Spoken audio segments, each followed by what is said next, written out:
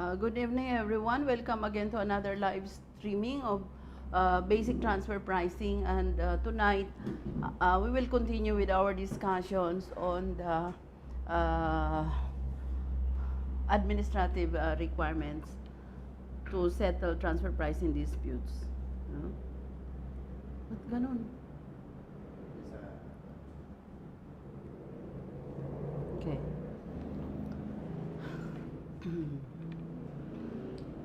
Transfer pricing is still the most important topic in the international taxation today.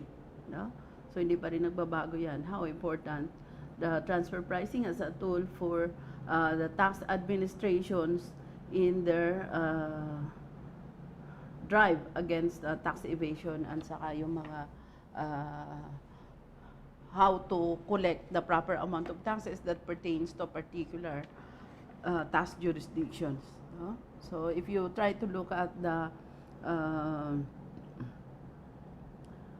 trend in taxation and in taxation law, transfer pricing is still the most important tool in taxation.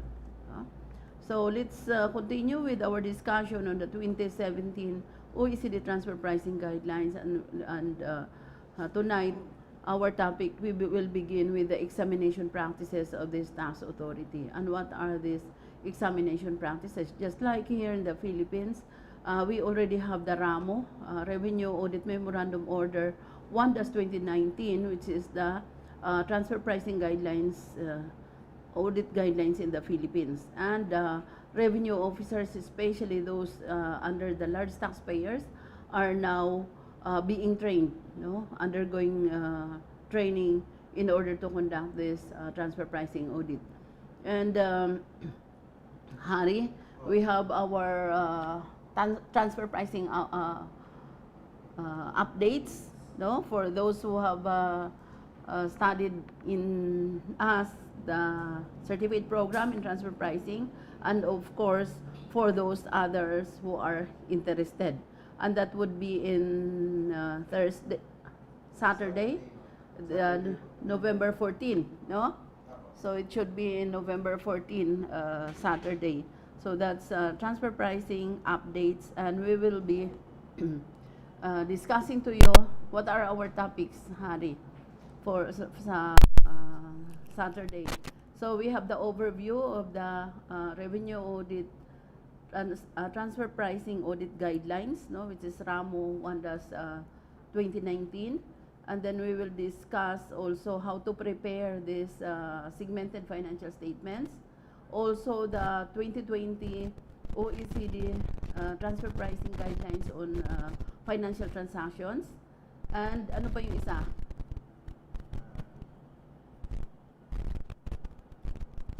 Apat na topics yun eh. No? We have... How to prepare segmented. Tapos na. OECD transfer pricing guidelines for financial transactions. Oh, tapos na rin. Nasabi ko na. Transfer pricing documentation. Okay. RAMO 1-2019 transfer pricing. Okay, so yung transfer pricing documentation, which is update na lang siguro natin yan. We will discuss it ulit. Although in our previous tax updates, we already discussed that yung bearer form 1709, which is an attachment to your annual income tax return, for those who have related party transactions. Okay, so for the examination practices vary widely among OECD member countries.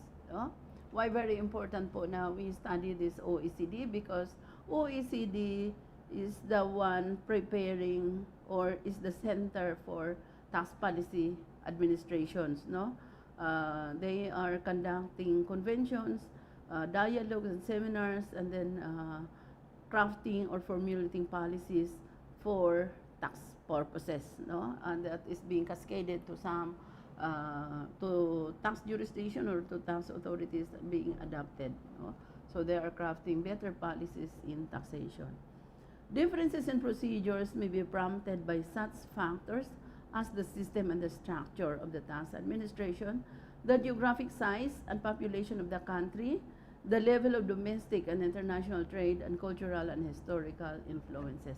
But before that, I would like to say thank you pala sa ating mga subscribers, no? So, aabot na tayo ng 176 on this basic transfer pricing Philippines. And in our other YouTube channel, yung tax training natin, maabot na po tayo ng 7,330 along with our featured channel, yung Smart Tips, maabot na po tayo ng 199. Thank you sa mga subscribers. And sa Smart Gardening, 179.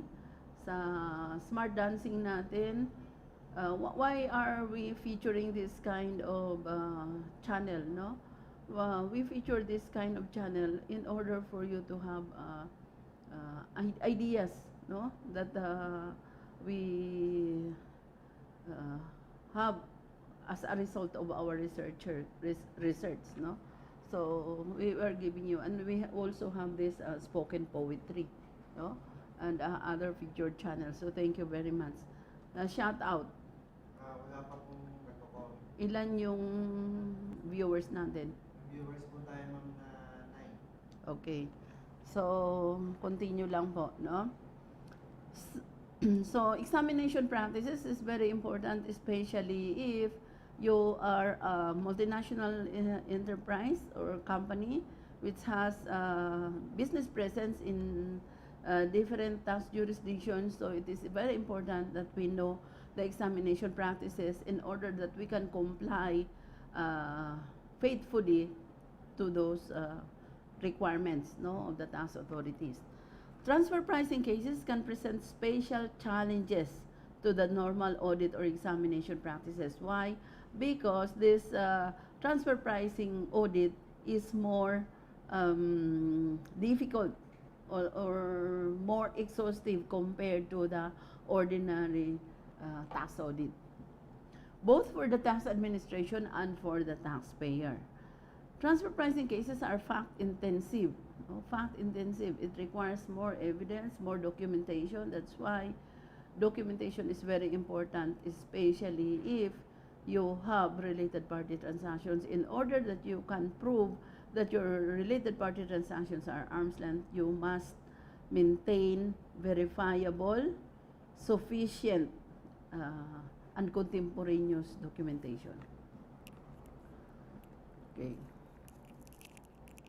So, transfer pricing cases are fact-intensive, no? So, according to the facts, that's why we cannot apply a method or adapt a method and say that this method is applicable to this kind of industry. Why? Because according to the guidelines, we have to see to it what are the facts and circumstances of the case in order that we can apply the proper transfer pricing method, and we can say that the pricing of goods and services between these enterprises, related enterprises, are arm's length.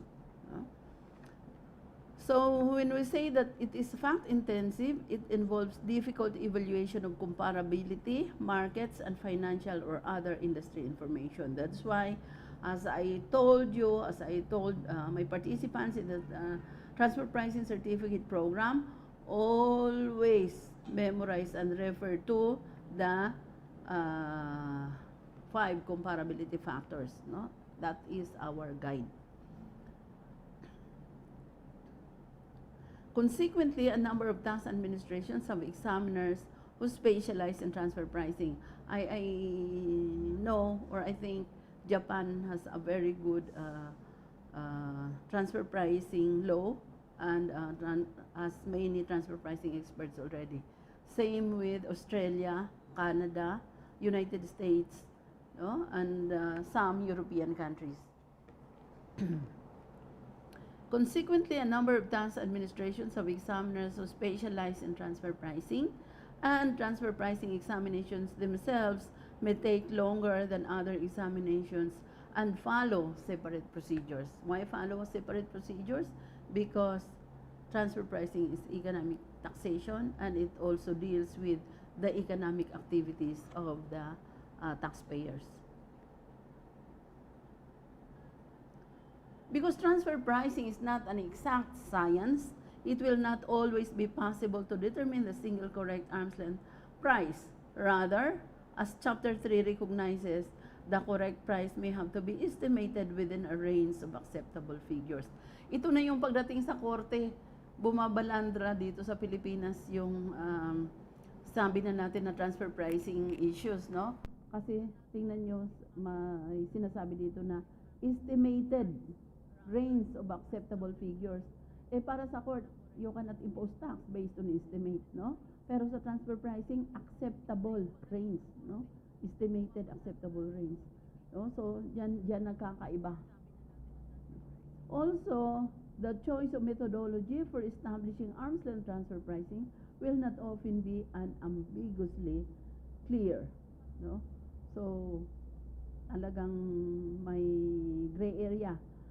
Taxpayers may experience particular difficulties when the tax administration proposes to use a methodology.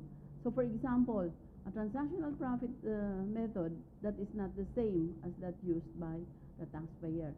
Why? Because sometimes the transactional profit method, we have the transactional net margin method and then the profit split method, no? That is already part of the OECD study now, which they try to study the allocation K when it comes to this profit split method in transfer pricing.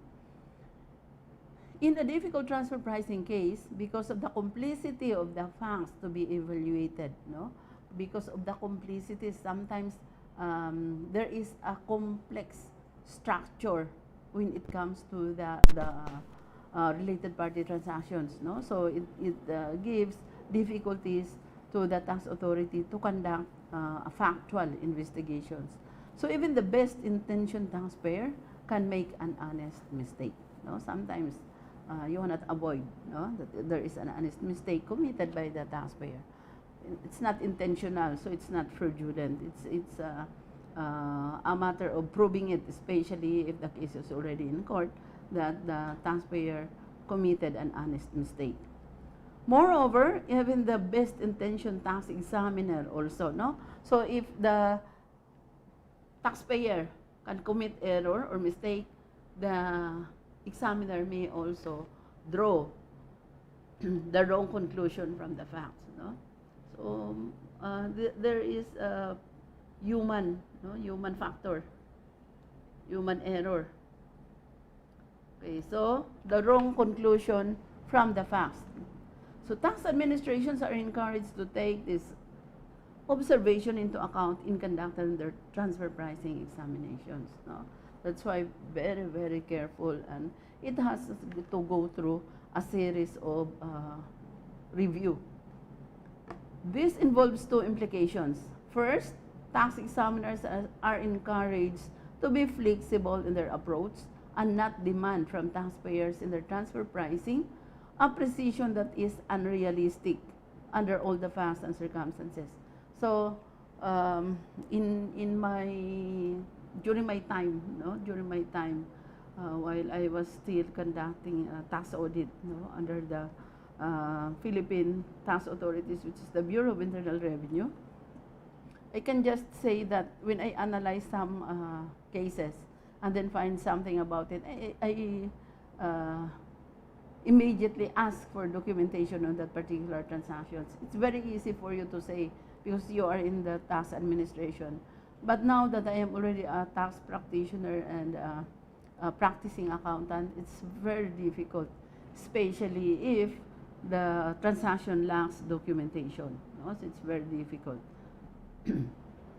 Second, tax examiners are encouraged to take into account the taxpayer's commercial judgment about the application of the arm's length principle. Why commercial judgment? Because some good decisions are sometimes based on judgment, no, subjective. So for the taxpayer, it's correct, it's right for them to decide on that transactions. But for tax authority, sometimes it is detrimental to the payment of taxes. So that the transfer pricing analysis is tied to business realities. That's why it's economic taxation. Why? Because even the economic conditions have to be analyzed in order that the comparability factors will apply, no? Including the economic conditions. Therefore, tax examiners should undertake to begin their analysis of transfer pricing from the perspective of the method that the taxpayer has chosen in setting its prices. No? So the guidance provided in Chapter 2, Part 1, dealing with the selection of the most appropriate transfer pricing method, also may assist in this regard. But just a reminder on the Revenue Regulations 2-2013, which is the transfer pricing guideline here in the Philippines, the guidelines recommend the best method rule. So what are you going to do? Apply all the methods and then recommend the best method. And then give reason. If you are a transfer pricing analyst and you prepare for a transfer pricing report, then you have to apply all the methods and then recommend the best method, which we call it as the best method rule, and the reason why you choose that method as applicable to that particular transfer pricing case. A tax administration should keep in mind in allocating its audit resources the taxpayer's process of setting prices. For example, whether the M&A group operates on a profit center basis. No? So see paragraph 1.5. Burden of proof.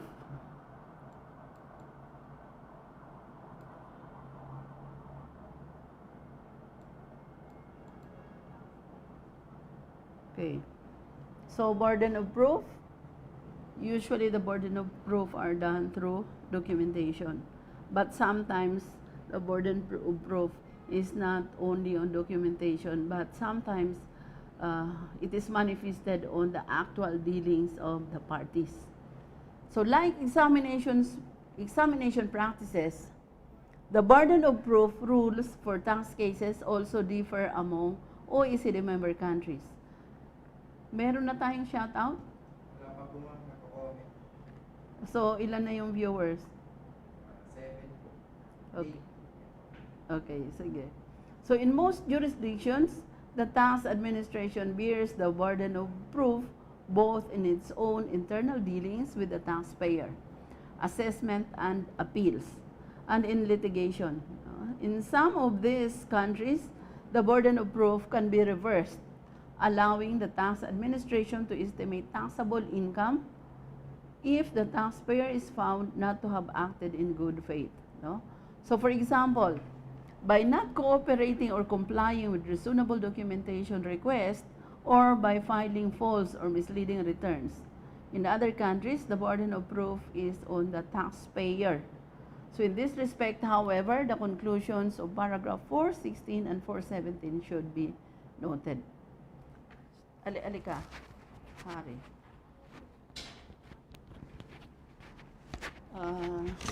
Excuse me. Misleading returns. In other countries, the burden of proof is on the taxpayer. So in this respect, however, the conclusions of paragraph 416 and 417 should be noted. Alika, Hari.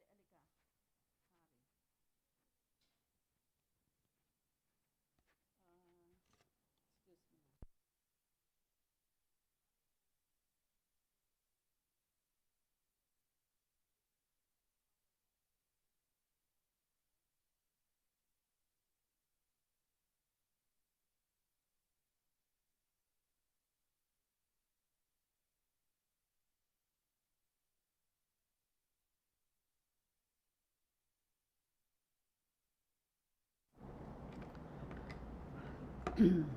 Okay.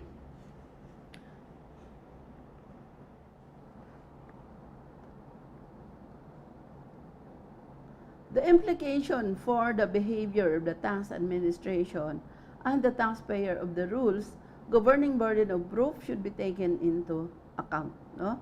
So what are the burden of proof that is in the transfer pricing regulations? That is the documentation requirements. And now The BAR, because of its recent guidelines and requirements under revenue regulations for the related party transactions, requiring all taxpayers with related party transactions to attach in the filing of its annual income tax return the BAR Form 1709. And what does this BAR Form 1709 contain? The documents proving that the related party transactions are arm's length. So you have to attach on the annual ITR. No? So for example, whereas a matter of domestic law, the burden of proof is on the tax administration. So it's in the tax administration, the burden of proof. In some other countries, the taxpayer may not have any legal obligation to prove the correctness of its transfer pricing unless the tax administration makes a prima facie showing that the pricing is inconsistent with the arm's length principle. So in the Philippines, it is the burden of the taxpayer as required in this BAR Form 1709. It is the requirement or the burden on the taxpayer to prove that its transactions, related party transactions, are arm's length. So it's not the tax authority who has the burden of proof, it's the taxpayer. It is required in the transfer pricing guidelines. No? Okay. For example, whereas a matter of domestic law, the burden of proof is on the tax administration, the taxpayer may not have any legal obligation to prove the correctness of its transfer pricing unless the tax administration makes a prima facie showing that the pricing is inconsistent with the arm's length principle. No? Even in such a case, of course, the tax administration might still reasonably oblige the taxpayer to produce its records that would enable the tax administration to undertake its examination. As required in any examination or tax audit, it is required that the taxpayer should submit documents for tax audit. So in some countries, taxpayers have a duty to cooperate with the tax administration imposed on them by law. In the event that the taxpayer fails to cooperate, the tax administration may be given the authority to estimate the taxpayer's income and to assume relevant facts based on experience. No?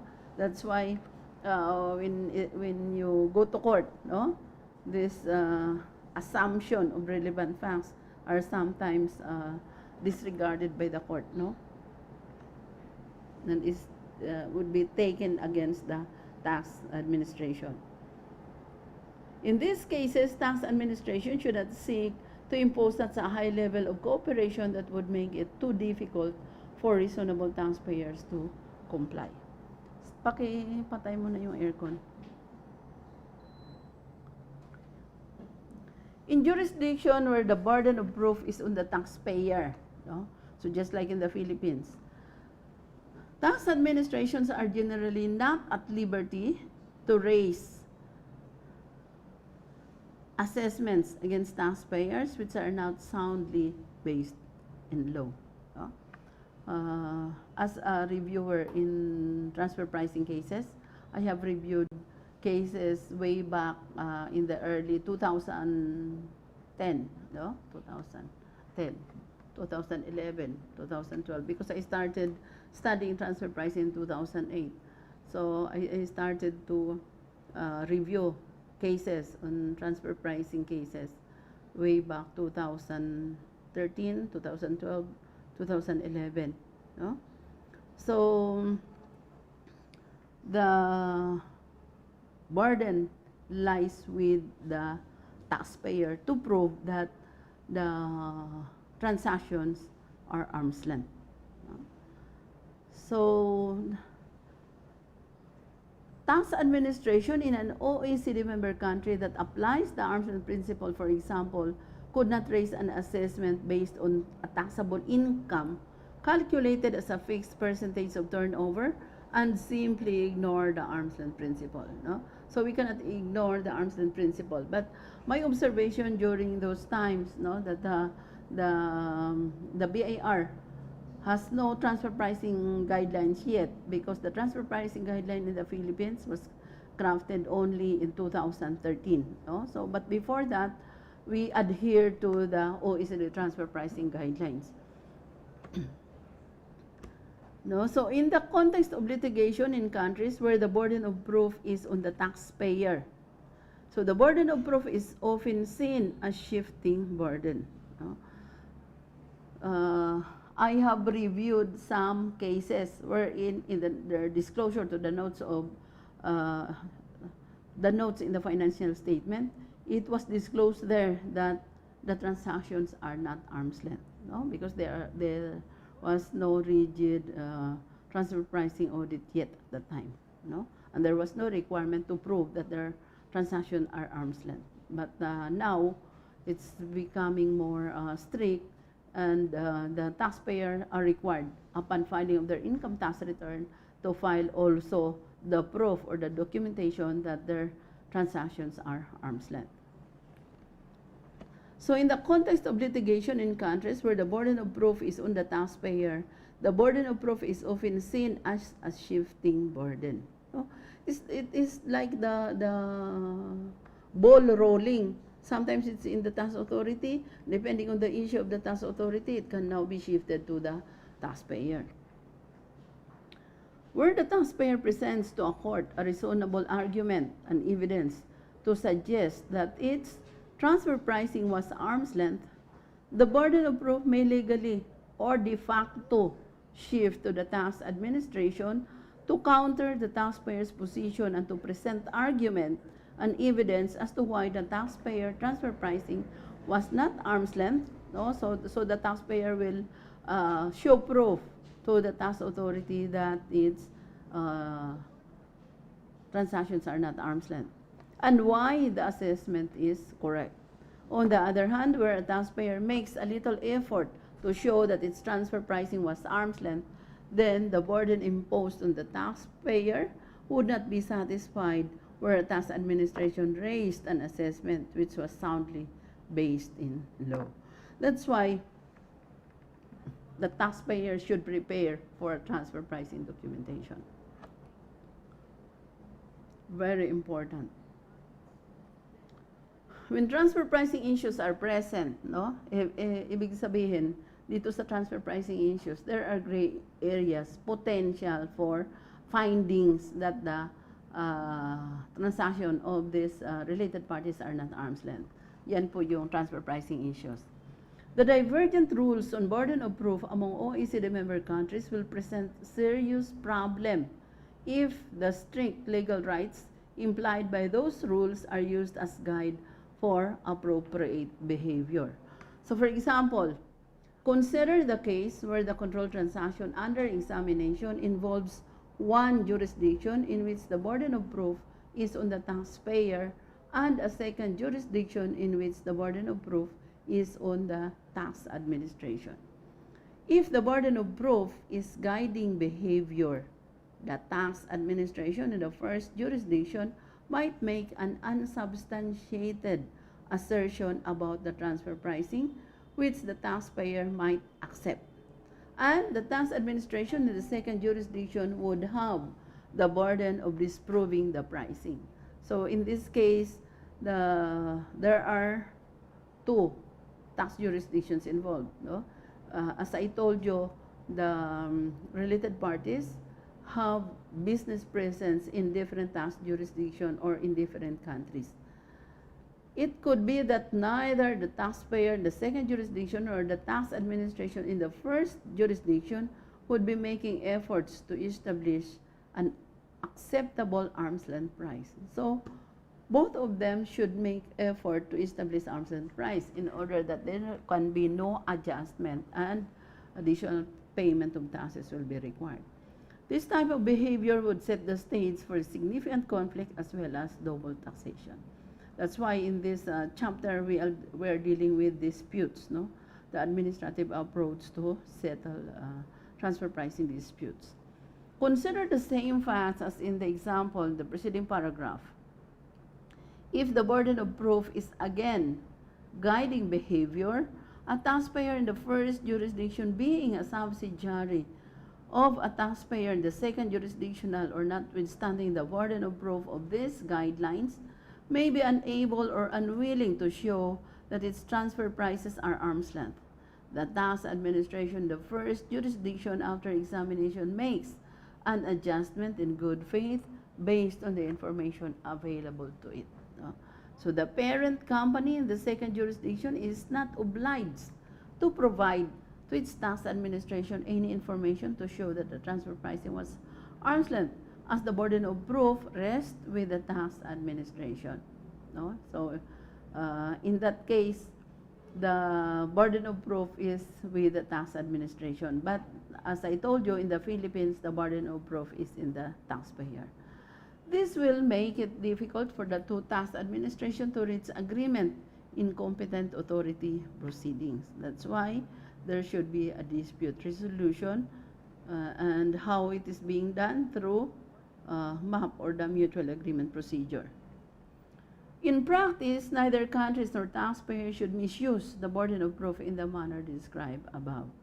Because of the difficulties with transfer pricing analysis, it would be appropriate for both taxpayers and tax administrations to take special care and to use restraint, avoid, in relying on the burden of proof in the course of the examination of a transfer pricing case.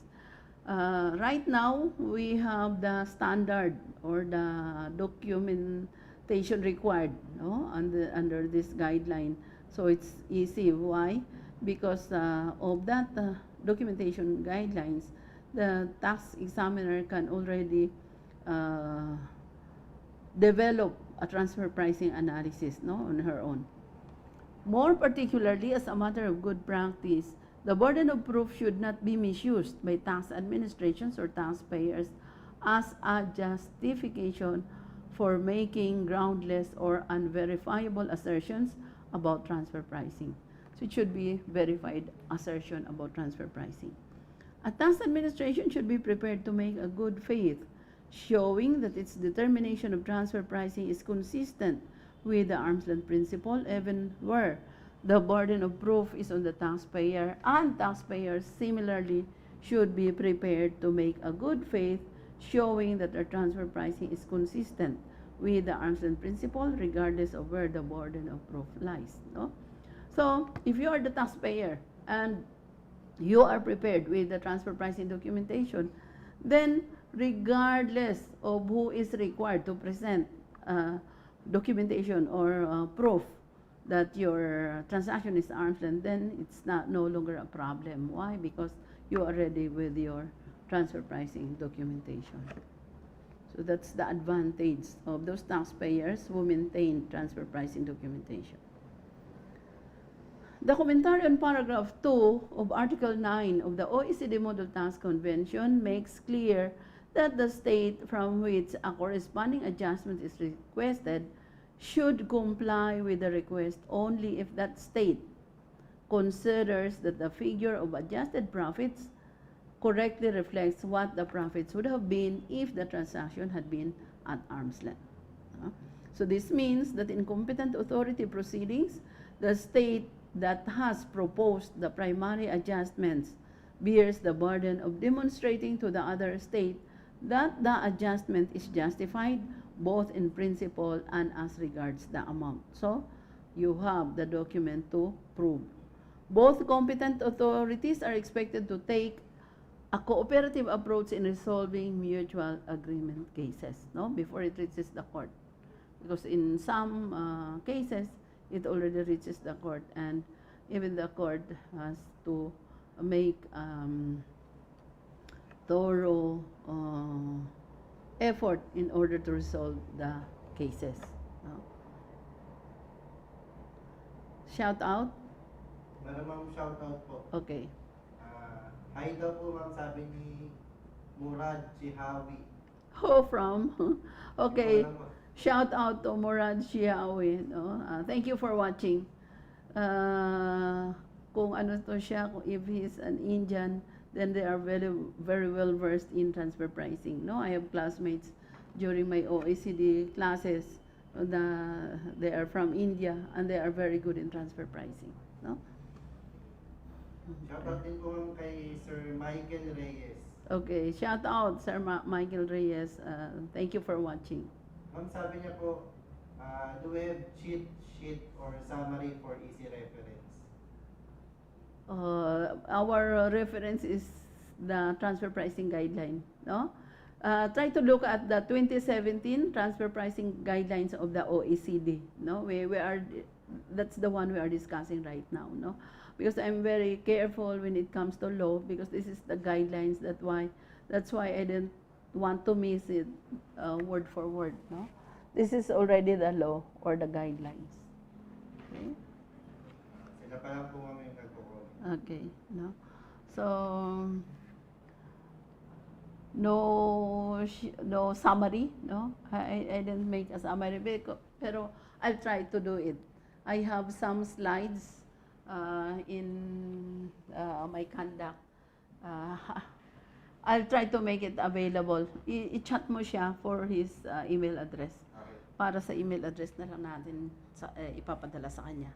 No, especially yung sa mga slides natin sa transfer pricing. Pero i-update pa natin yun. Okay. Wala na? Wala na po ma'am. Viewers tayo ma'am na 12. Okay. So nag-invite na si ano? Apo. Sa mga message. Okay. Sige. So, penalties. No? So, after a thorough investigation and there are findings by the examiner on the transfer pricing cases, halimbawa, for the year 2019, no? The procedure in the Philippines when the BIR do transfer pricing audit, it is included in the ordinary audit. The transfer pricing audit procedures are applied if the taxpayer has related party transactions. So it's the time that the examiner will apply the guidelines on the transfer pricing audit and requires the taxpayer for some documentary requirements. Why? Because this BIR Form 1709, which is the attachment to the annual income tax return, begins only in July 2020. So, for the previous examination, there is no attached transfer pricing documentation. That's why, if the taxpayer will see that in the notes to financial statement, you have some related party transactions, then the examiner will require you for transfer pricing documentation to prove that these related party transactions are arm's length. No? And after evaluating your documents, the examiner will impose some penalties if she or he will see that there are some violations. No? And how much is our penalties, no, in the Philippines? It is in the tax code, the National Internal Revenue Code, as penalties, no, as provided in the tax code. No? As of now, it depends on how much or how is the violations of the taxpayers when it comes to transfer pricing. So penalties are most often directed toward providing these incentives for non-compliance. No? You are discouraged not to comply. That's why there is a penalty to discourage taxpayers not to comply with the transfer pricing requirements.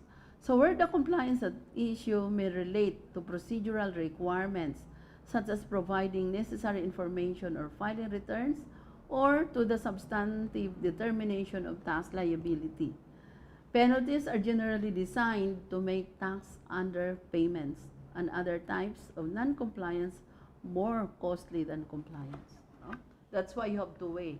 The taxpayer should weigh the cost of non-compliance and the penalty later on. No? But in my analysis, no, some taxpayers, especially in the this is just an example, especially in the large taxpayer, wherein it is mandatory for them to maintain a computerized accounting system, no? So how much is the penalty? 50,000. So they prefer to pay the penalty because the cost of the penalty is much lower to the cost of compliance, which is the computerized accounting system will require them to invest millions, no, for the computerized accounting. So in the case of transfer pricing, the cost of non-compliance outweigh the cost of compliance. So it's more costly if you will not comply with the requirements of transfer pricing. The Committee on Fiscal Affairs has recognized that promoting compliance should be the primary objective of civil tax penalties. What are the civil tax penalties? In the form of money. So OECD report taxpayers' rights and obligations in 1990.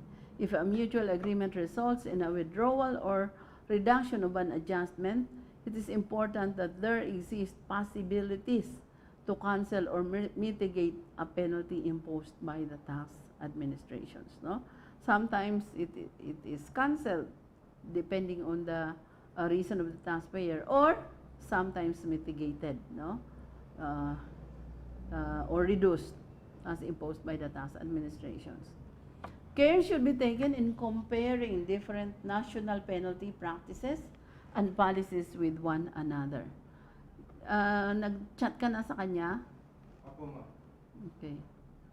First, any comparison needs to take into account that there may be different names used in the various countries for penalties that accomplish the same purposes. No?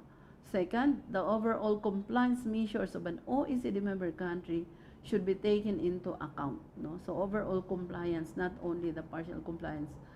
National tax compliance practices depend, as indicated above, on the overall tax system in the country, and they are designed on the basis of domestic need and balance, such as the choice between the use of taxation measures that remove or limit opportunities for non-compliance. No? So non-compliance is really discouraged when it comes to taxation. Imposing a duty on taxpayers to cooperate with the tax administration, or reversing the burden of proof in situations where a taxpayer is found not to have acted in good faith. No? So, ibig sabihin lang, the taxpayer acted in bad faith. So, mas mataas, mas malaki yung penalty. And the use of monetary deterrence. No? So, additional tax imposed as a consequence of underpayment of tax in addition to the amount of the underpayment. So, the civil penalties will be computed, and additional or a much higher amount should be paid. The nature of tax penalties may also be affected by the judicial system of the country.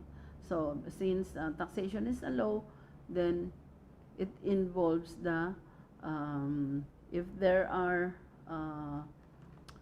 disputes, it will be brought to court, and then the verdict of the court will be followed. No?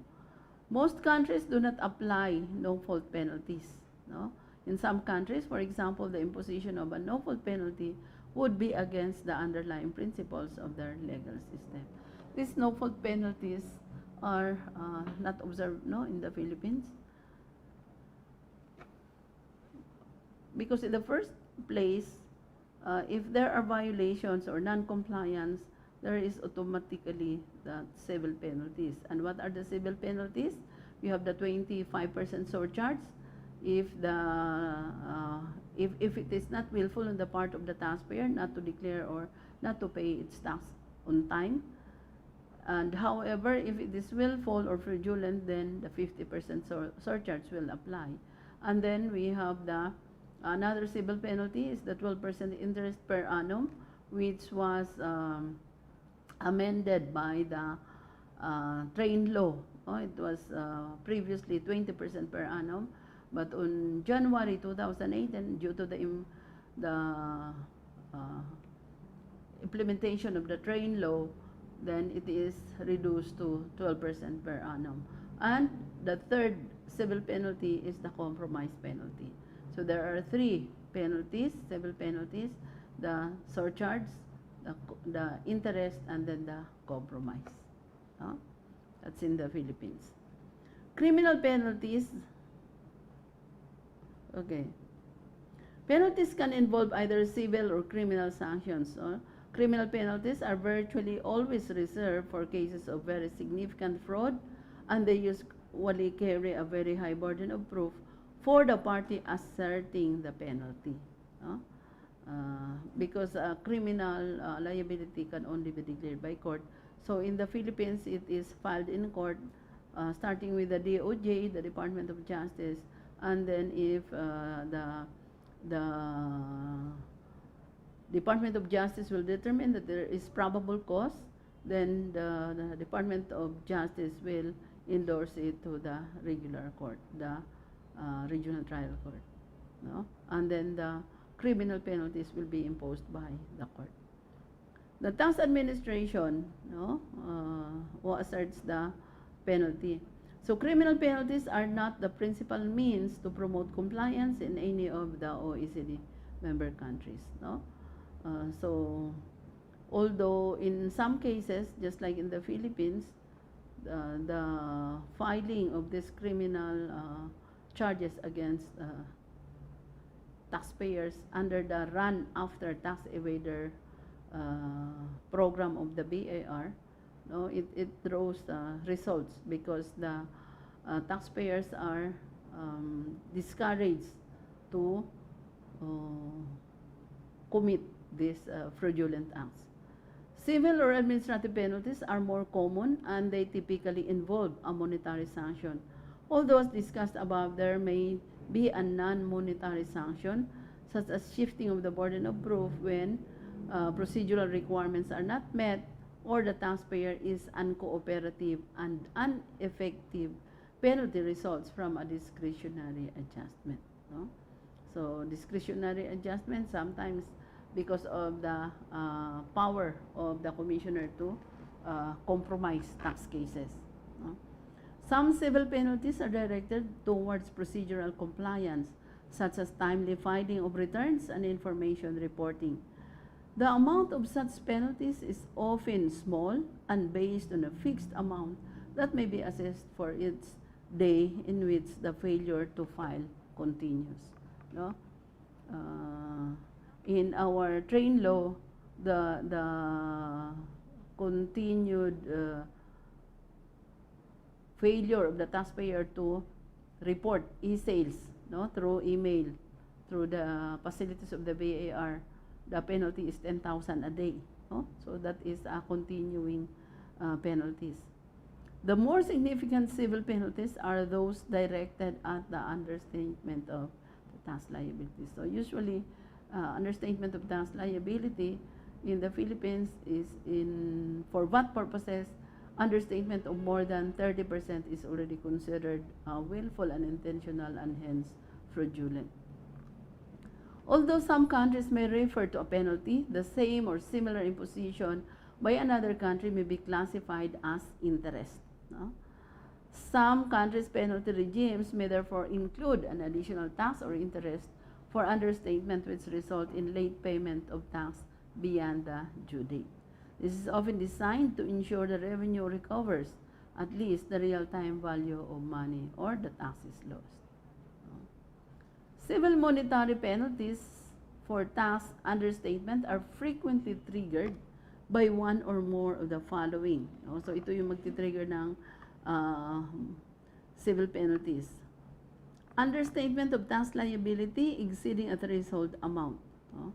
So understatement of tax liabilities, yun yung sample ko, yung 30% understatement of sales for VAT purposes is already tantamount to fraud. Another is negligence of the taxpayer, negligence, so pinabayaan lang, or willful intent to evade tax, no? Willful intent to evade tax, talagang intentional. And also fraud, although fraud can trigger much more serious criminal penalties. Ang fraud kasi, may kasama na talagang criminal penalties yan. Many OECD member countries impose civil monetary penalties for negligence or willful intent. So while only a few countries penalize no-fault understatement of tax liabilities, no? Kasi it's hard to prove that the understatement is done by the taxpayer unintentionally. Usually it is intentional. So it is difficult to evaluate in the abstract whether the amount of a civil monetary penalty is excessive. That's why sa BAR dito sa Pilipinas, meron siyang schedule of compromise penalty, and then the interest is already required under the tax code and also the surcharge. No? So among OECD member countries, civil monetary penalties for tax understatement are frequently calculated as a percentage of the tax understatement, where the percentage most often ranges from 10% to 200%. No? So 10 to 200%, that's very high. In most OECD member countries, the rate of the penalty increases as the conditions for imposing the penalty increase. Yes. So graduated, progressive. For instance, the higher rate penalties often can be imposed only by showing a high degree of taxpayer culpability, such as willful intent to evade. No? So, kahit sa Pilipinas, pagka may willful intent to evade, this is already criminal. So, no-fault penalties were used tend to be at lower rates than those triggered by taxpayer culpability. No? See paragraph 4.28. Improved compliance in the transfer pricing area is of some concern to OECD member countries, and the appropriate use of penalties may play a role in addressing this concern.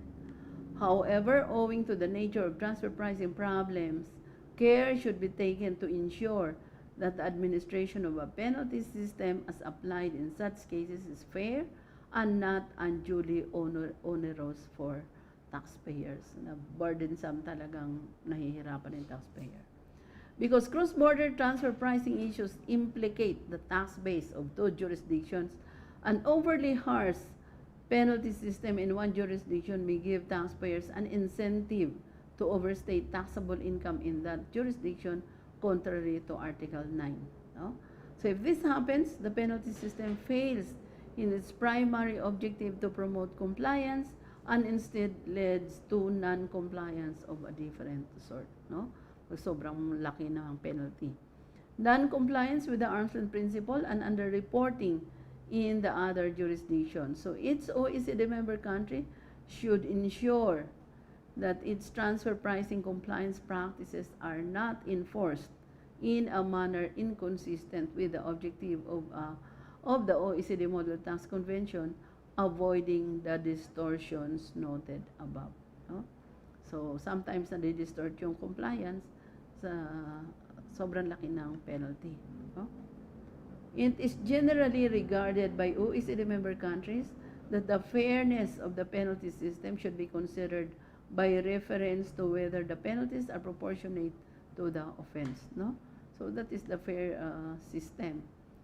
Penalties are proportionate to the offense, so in some degree.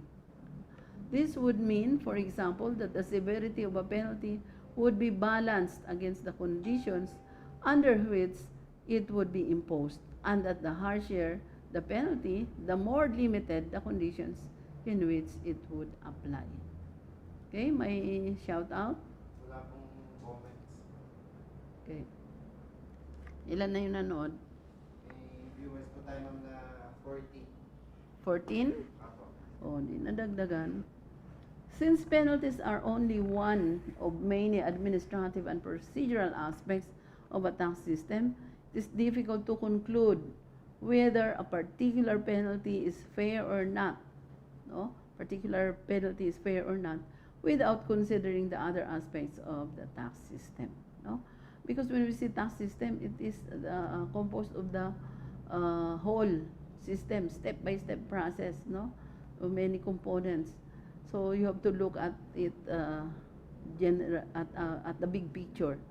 Nonetheless, OECD member countries agree that the following conclusions can be drawn regardless of the other aspects of the tax system in place in a particular country. Okay, so first, imposition of a sizable no-fault penalty based on the mere existence of an understatement of a certain amount would be unduly harsh when it is attributable to good faith error rather than negligence or an actual intent to avoid tax. No? So, sometimes it's hard to prove. Second, it would be unfair to impose sizable penalties on taxpayers that made a reasonable effort in good faith to set the terms of their transactions with the associated enterprises in a manner consistent with the arm's length principle. No? So if there is an effort by the taxpayer to make its transaction with a related party arm's length, then I think it would be some taxpayers should be given credit to that effort. No? So in particular, it would be inappropriate to impose a transfer pricing penalty on a taxpayer for failing to consider data to which it did not have access. No? Ito yung mga secret comparables that should be known to the taxpayer. Kasi ang taxpayer doon walang access. Or for failure to apply a transfer pricing method that would have required data that was not available, no, to the taxpayer. Tax administrations are encouraged to take these observations into account in the implementation of their penalty provisions. No, as I told you, this is transfer pricing guidelines of the OECD. That's why we are discussing this, because these guidelines is not only for the perusal of the taxpayer but also for the tax authority. No, both.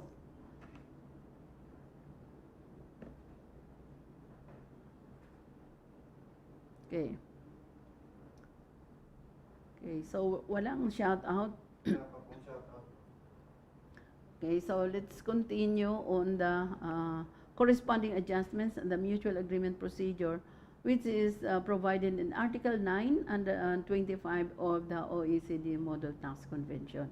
So what are these corresponding adjustments that should be, if there is conflict, should be resolved between countries, no? Because cross-border transactions involve different countries. Okay. So the mutual agreement procedure. The mutual agreement procedure is a well-established means through which tax administration consult to resolve disputes regarding the application of double tax conventions. So in the Philippines, how do we resolve on this mutual agreement procedure? The BAR has not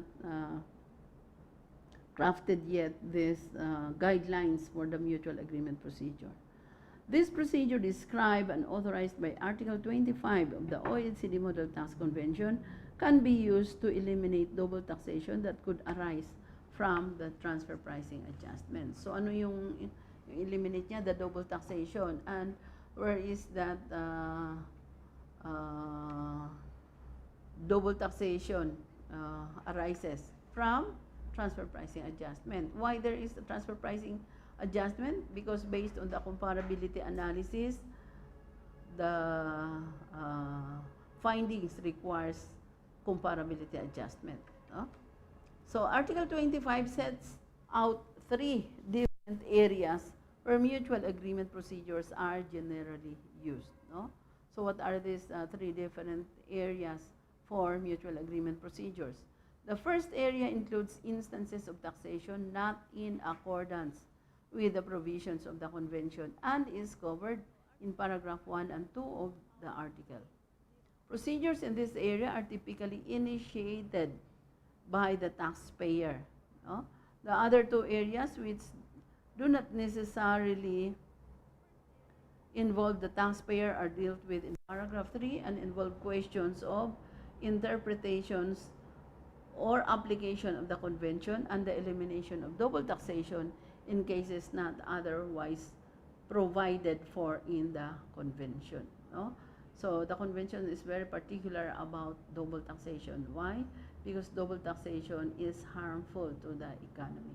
So it is much avoided. No? Paragraph 10 of the commentary on Article 25 makes clear that Article 25 is intended to be used by competent authorities in resolving not only problems of juridical double taxation but also those of economic double taxation arising from transfer pricing adjustment made pursuant to paragraph 1 of Article 9. No?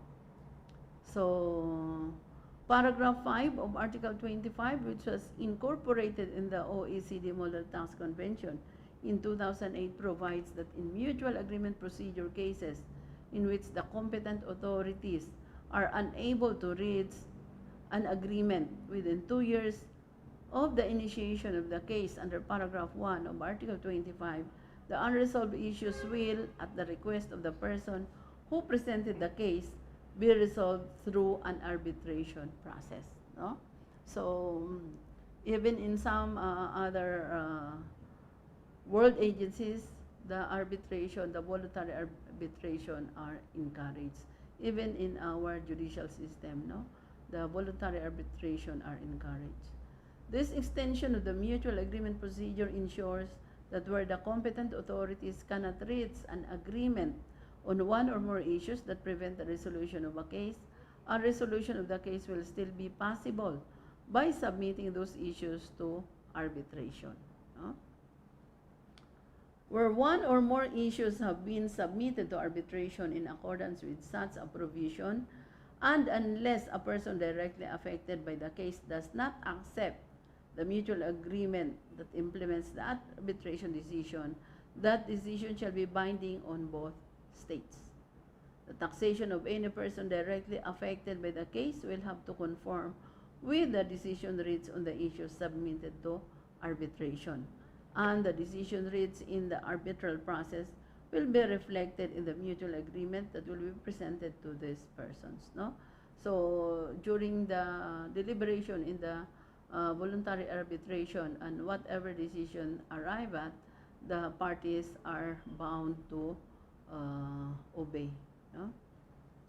Where a particular bilateral treaty does not contain an arbitration provision similar to paragraph 5 of Article 25, the competent authorities are not obliged to reach an agreement to resolve their disputes. No?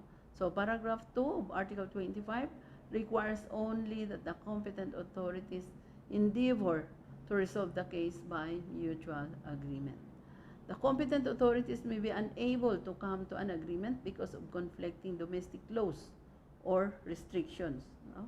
So if you have conflicting laws, then it's more difficult to resolve the case.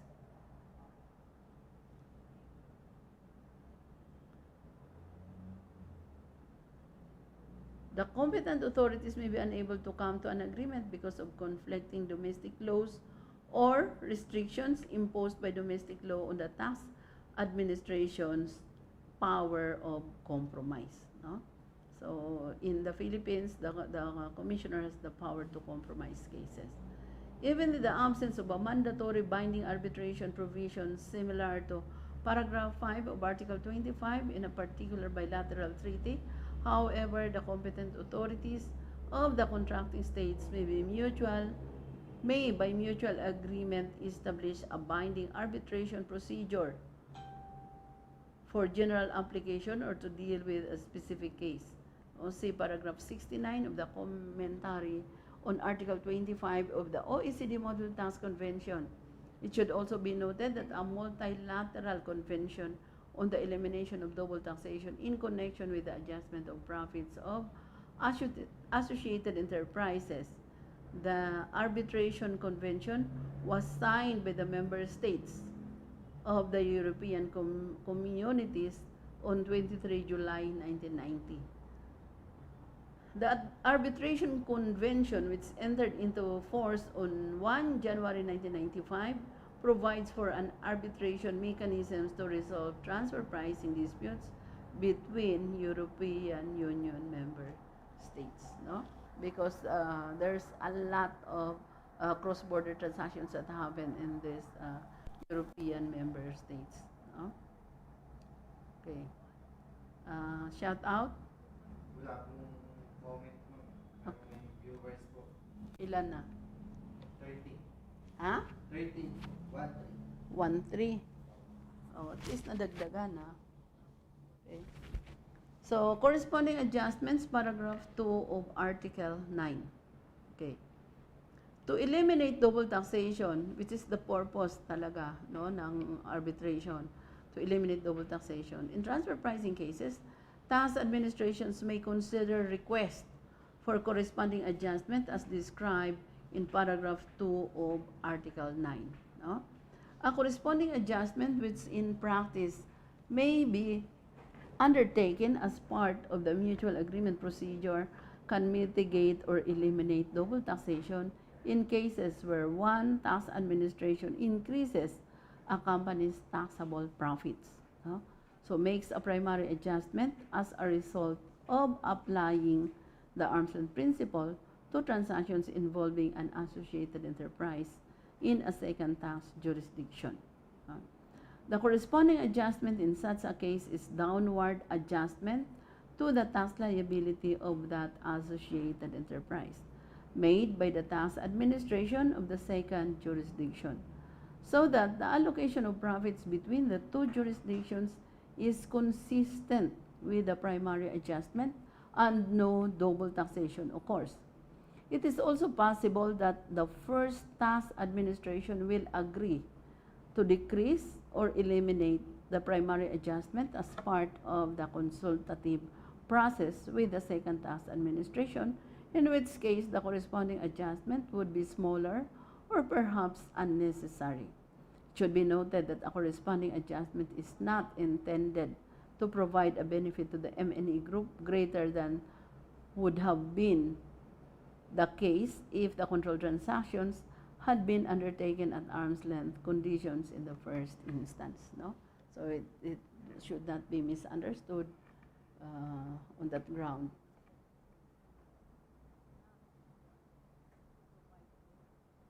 Wala pa? Walang shout out? Ilan na yung viewers? 12. Okay.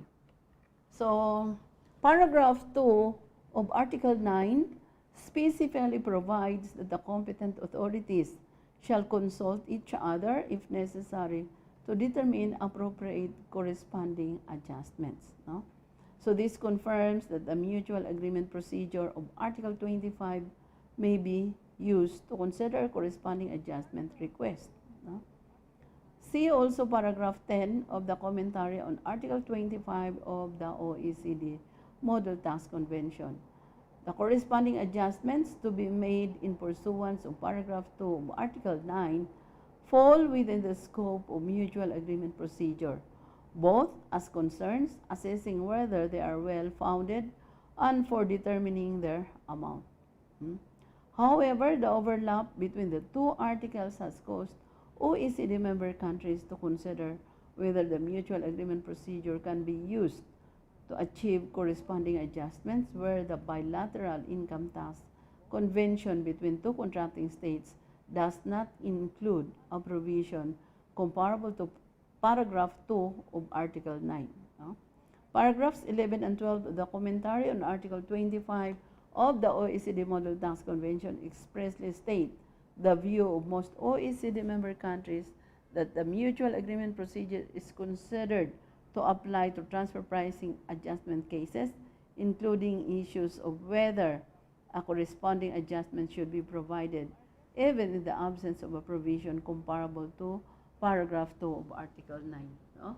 So, kahit wala pa yung Article 9, no? hindi nag-a-adhere doon ang tax authorities sa pagdating sa mutual agreement procedures, no? I-observe pa rin nila. Paragraph 12 notes that those states that do not agree with this view in practice find means of remedying economic double taxation in most cases involving bona fide companies by making use of provisions in their domestic laws. No? So that walang double taxation, meron silang domestic laws that should be followed or observed. Under paragraph 2 of Article 9, a corresponding adjustment may be made by a contracting state either by recalculating the profits subject to tax for the associated enterprises in that country using the relevant revised price or by letting the calculation stand and giving the associated enterprise relief against its own tax paid in that state for the additional tax charged to the associated enterprise by the adjusting state as a consequence of the revised transfer price. No? The former method is by far the more common among OECD member countries. So anong ginawa dito? Adjustment may be made by contracting state by recalculating the profits subject to tax for the associated enterprises in that country using the relevant revised price or by letting the calculation stand and giving the associated enterprises relief against its own tax paid in that state. So ito na yung mga tax credit, no? Kasi if the income is already paid in that other country and then magkaroon ng adjustment yung other country, of course, the same income will be subjected to another income tax. Kaya, anong pwedeng relief? Kung ano man yung tax na binayad niya sa other country can be credited, no? Can be in the form of tax credit. Yun po yung sabi. In the absence of an arbitration decision, arrive at pursuant to an arbitration procedure comparable to that provided for under paragraph 5 of Article 25, which provides for a corresponding adjustments. Corresponding adjustments are not mandatory, no? Hindi siya mandatory. Mirroring the rule that tax administrations are not obliged to reach agreement under the mutual agreement procedure. Under paragraph 2 of Article 9, a tax administration should make a corresponding adjustment only insofar as it considers the primary adjustments to be justified both in principle and in amount. No? So, justified yung paggawa natin ng primary adjustments. Bakit sinabi dito talagang primary adjustments? Kasi meron pa tayong mga subsequent adjustments na po pwedeng gawin. Ito yung secondary adjustment. The non-mandatory nature of corresponding adjustment is necessary so that one tax administration is not forced to accept the consequences of an arbitrary or capricious adjustment by another state. No? So this also is important to maintain the fiscal sovereignty of its OECD member countries. So you respect, no, the sovereignty of its country. Once a tax administration has agreed to make a corresponding adjustment, it is necessary to establish whether the adjustment is to be attributed to the year in which the control transaction giving rise to the adjustment took place or to an alternative year, such as the year in which the primary adjustment is determined. This issue also often raises the question of a taxpayer's entitlement to interest on the overpayment of tax in the jurisdiction which has agreed to make the corresponding adjustment discussed in paragraph 4.65 to 4.67. The first approach is more appropriate because it achieves a matching of income and expenses and better reflects the economic situation as it would have been if the control transactions have been at arm's length. However, in cases involving lengthy delays between the year covered by the adjustment and the year of its acceptance by the taxpayer or a final court decision, the tax administration should have the flexibility to agree to make corresponding adjustments for the year of acceptance of or decision on the primary adjustment. This approach would need to rely on domestic law for implementation. While not ordinarily preferred, it could be appropriate as an equitable measure in exceptional cases to facilitate implementation and to avoid time limit barriers. No? Okay. Question? Wala pong question. Okay. So corresponding adjustments can be a very effective means of obtaining relief from double taxation resulting from transfer pricing adjustments. No? Kasi if may pang-findings kasi yung isang country, kakaroon ng adjustment because the profit that should be taxed in the current or in one country has already been subjected to tax in the other country where the other party or the related party is situated. No? Okay. OECD member countries generally strive in good faith to reach agreement whenever the mutual agreement procedure is invoked. Through the mutual agreement procedure, tax administrations can address issues in a non-adversarial proceeding, often achieving a negotiated settlement in the interest of all parties. It also allows tax administrations to take into account other taxing rights issues such as withholding taxes. No?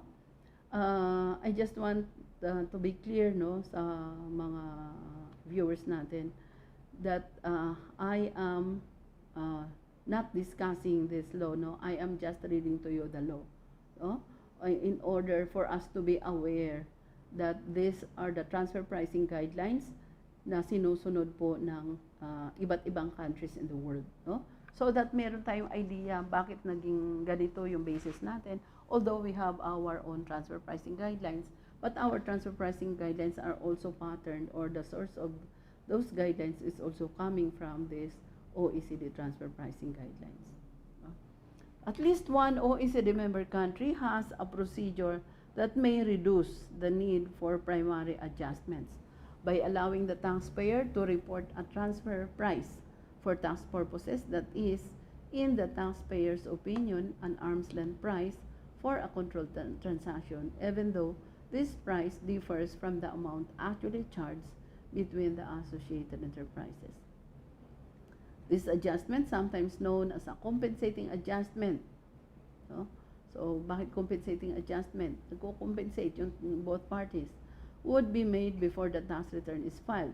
Compensating adjustments may facilitate the reporting of taxable income by taxpayers in accordance with the arm's length principle, recognizing that information about comparable uncontrolled transactions may not be available at the time associated enterprises establish the prices for their controlled transactions. No? Thus, for the purpose of lodging a correct tax return, a taxpayer would be permitted to make a compensating adjustment that would record the difference between the arm's length price and the actual price recorded in its books and records. So, these compensating adjustments, just like any other accounting adjustments, should be recorded also in the books of accounts of the taxpayers. No? That's why it's very important that transfer pricing documentation are attached to the annual income tax return, because the taxpayers are already aware of this transfer pricing adjustment that may be an issue later during the transfer pricing audit. No?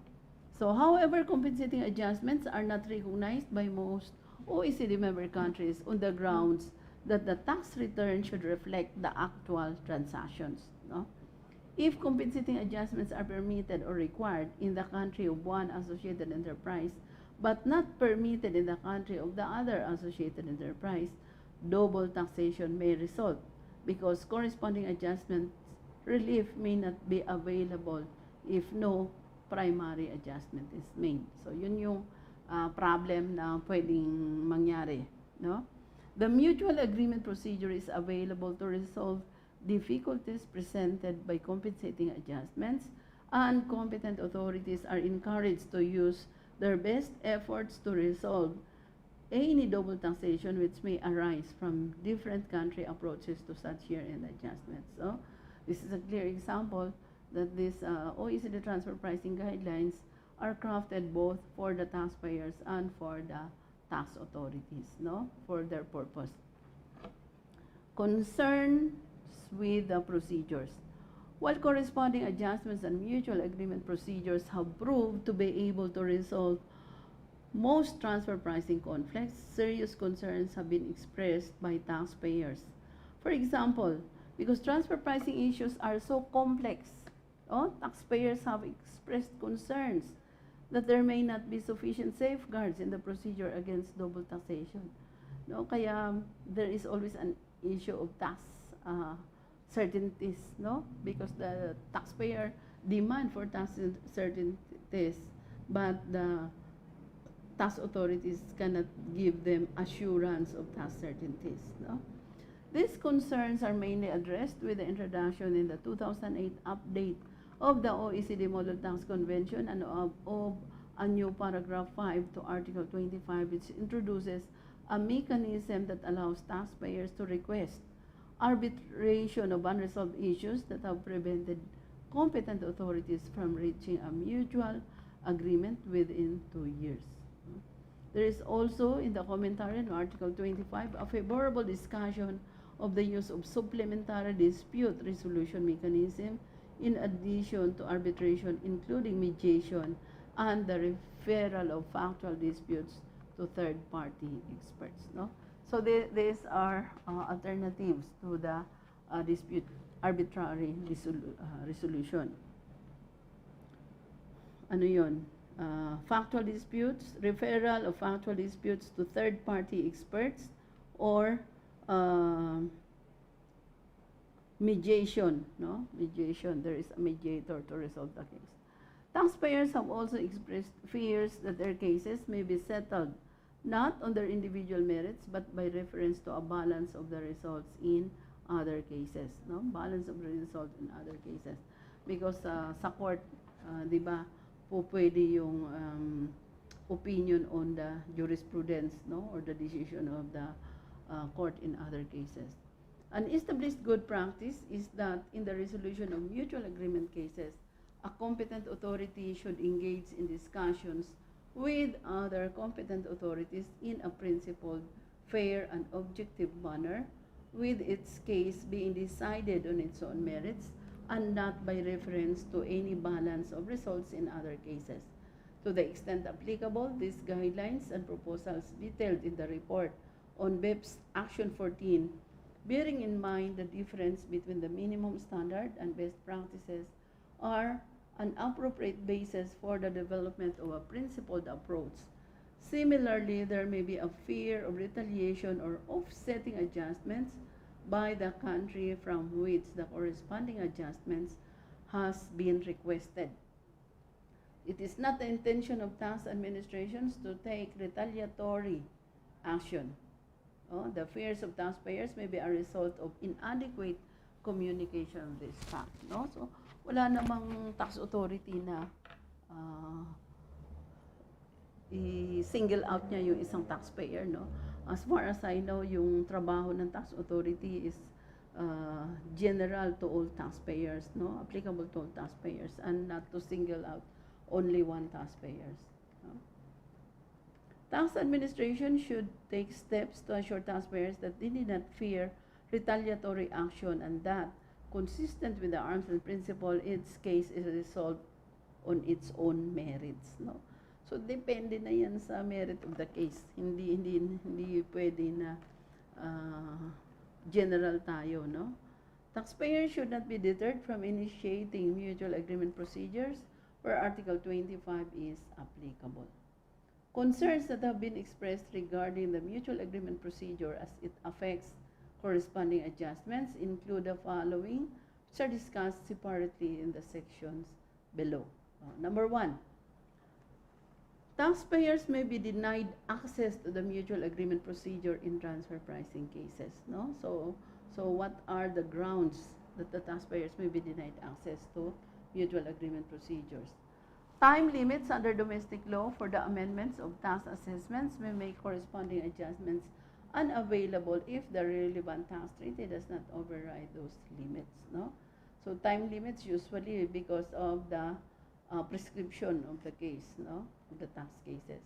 Mutual agreement procedure cases may take a long time, and that sometimes the claim of the government already prescribed.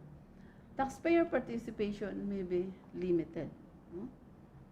And then published guidance may not be readily available to instruct taxpayers on how the mutual agreement procedure may be used, especially in the Philippines na we don't have the mutual agreement procedure yet. 6, there may be no procedures to suspend the collection of tax deficiency or the accrual of interest pending resolution of the mutual agreement procedure case. Huh? Okay, so yun yung mga reasons na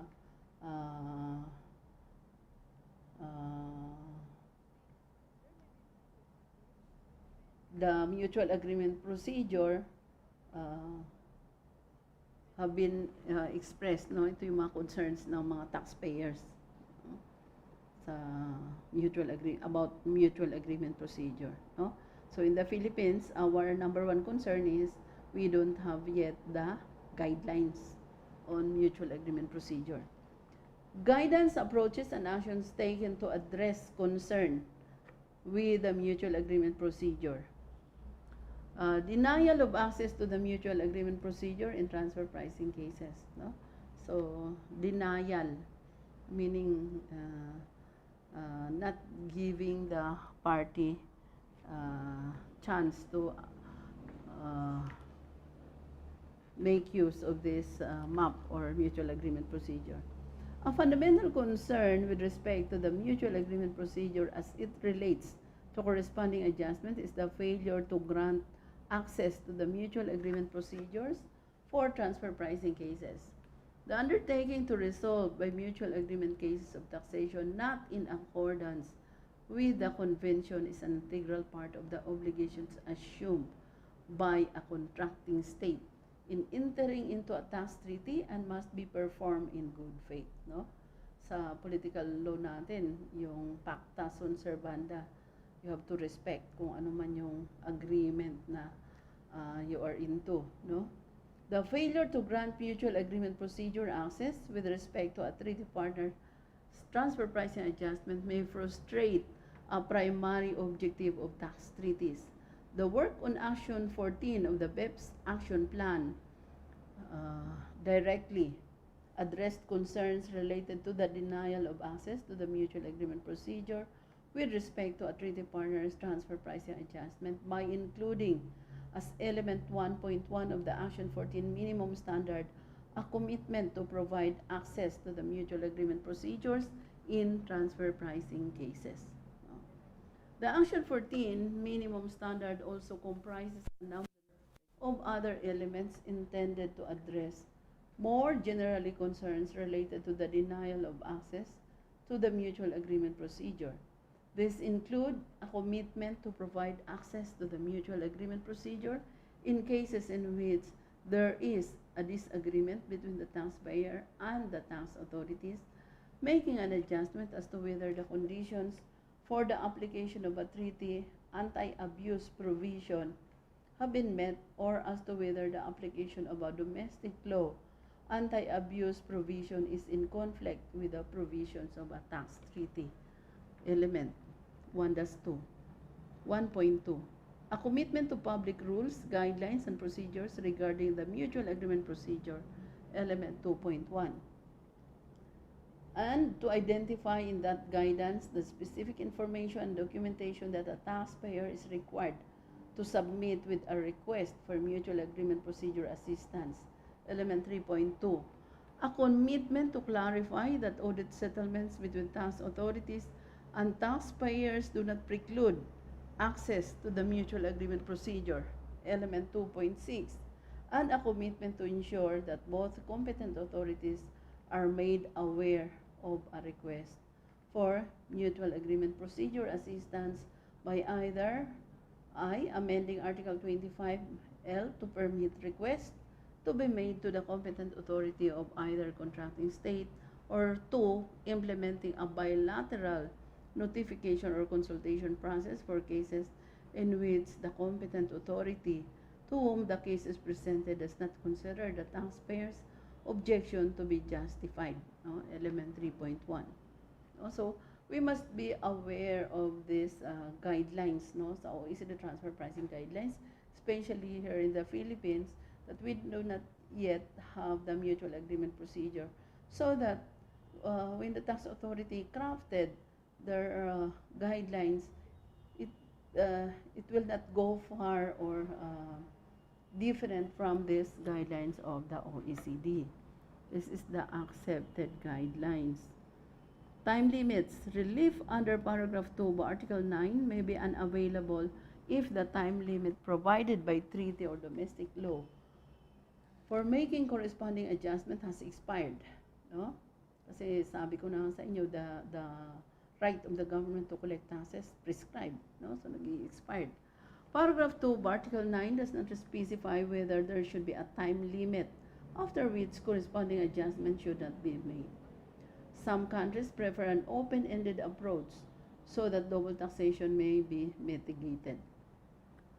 Other countries consider the open-ended approach to be unreasonable for administrative purposes because the open-ended approach is hard to administer or is hard to implement, no? Thus, relief may depend on whether the applicable treaty overrides domestic time limitations, establishes other time limits, or links the implementation of relief to the time limits prescribed by domestic law. Time limits for finalizing a taxpayer's tax liability are necessary to provide certainty for taxpayers and tax administrations. In a transfer pricing case, a country may, under its domestic law, be legally unable to make a corresponding adjustment if the time has expired for finalizing the tax liability of the relevant associated enterprise. Thus, the existence of such time limits and the fact that they vary from country to country should be considered in order to minimize double taxation. Paragraph 2 of Article 25 of the OECD Model Tax Convention addresses the time limit issue by requiring that any agreement reached by the competent authorities pursuant to the mutual agreement procedure shall be implemented notwithstanding the time limits in the domestic law of the contracting states.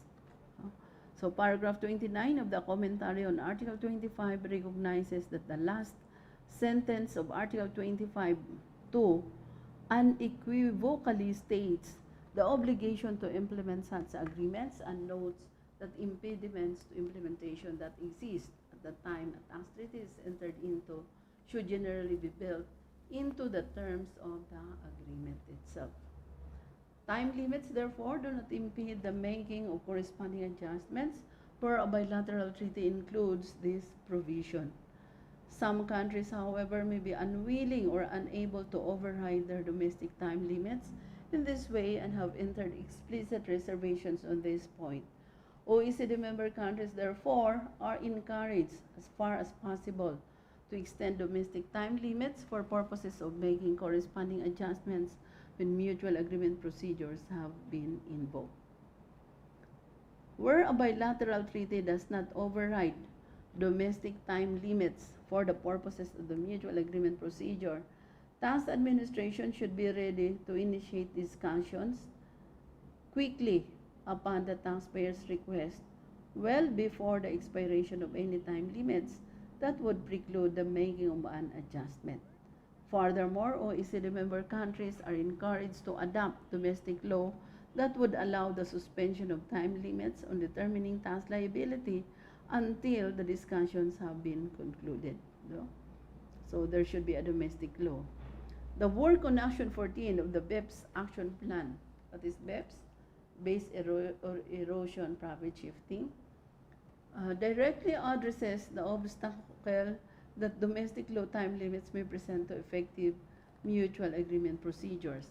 Element 3.3 of the Action 14 minimum standard includes a recommendation that countries should include the second sentence of paragraph 2 of Article 25 in their tax treaties to ensure that domestic law time limits, 1, do not prevent the implementation of competent authority mutual agreements, and number 2, do not thereby frustrate the objective of resolving cases of taxation not in accordance with the convention.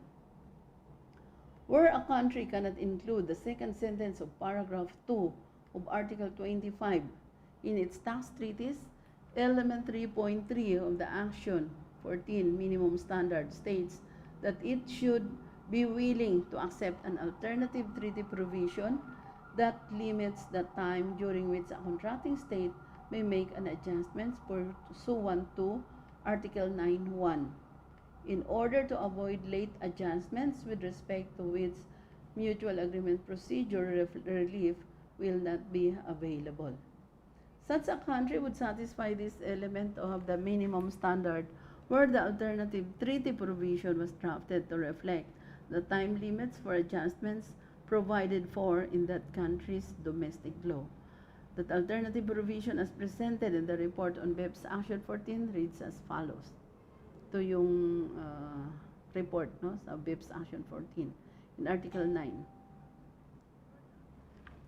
A contracting state shall not include in the profits of an enterprise and taxed accordingly profits that would have accrued to the enterprise, but by reason of the conditions referred to in paragraph 1 have not so accrued after bilaterally agreed period from the end of the taxable year in which the profits would have accrued to the enterprise. The provision of this paragraph shall not apply in the case of fraud, gross negligence, or willful default. So these are the exception, no? Kaya nga sabi ko dun sa ibang lecture ko that double taxation is as much as possible avoided. But in some cases of fraud, no, willful misdeclaration of tax, then double taxation will happen, no? Will not be avoided because of this, no? So even in Article 9 in the BEPS action, no? So these are the exception in case of fraud, gross negligence, or willful default, intentional, no? Elements 3.3 of the Action 14 minimum standard also states that such a country accept a similar alternative provisions in Article 7 with respect to adjustments to the profits that are attributable to a permanent establishment.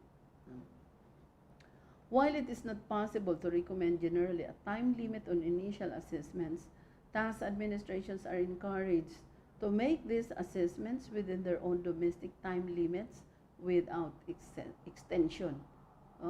If the complexity of the case or lack of cooperation from the taxpayer necessitates an extension, the extension should be made for a minimum and specified time period. No? So there should be a limit for the time.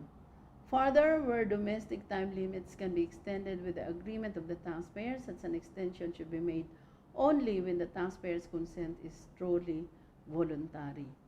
Tax examiners are encouraged to indicate to taxpayers at an early stage their intent to make an assessment based on cross-border transfer pricing so that the taxpayer can, if it is so chooses, inform the tax administration in the other interested state, which could accordingly begin to consider the relevant issues with a view to a possible mutual agreement procedure.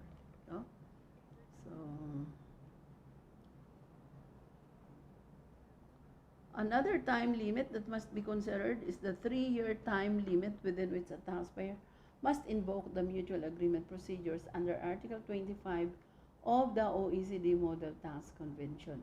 The 3-year period begins to run from the first notification of the action resulting in taxation not in accordance with the provisions of the convention, which can be the time when the tax administration first notifies the taxpayer of the proposed adjustment, described as the adjustment action or act of taxation, or an earlier date as discussed at paragraphs 21 to 24 of the commentary on Article 25.